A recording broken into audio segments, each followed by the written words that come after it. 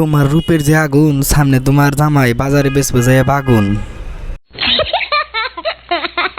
এই টিকটকের হালার করে হালারা যারা অন্য সাইরা মাথার চুল বাইর করে এলোমেলো করে ভিডিও করে, তাদের ভিডিও ভাইরাল করো, সামনে যে ভালো করে আই টিকটকের হালার করে হালারা যারা অন্য সেরা ভিডিও করে তাদের ভিডিও দেখো, এর ভিডিও দেখো না কেন? এর ভিডিও এখন থেকে নিয়মিত দেখবা, ঠিক আছে?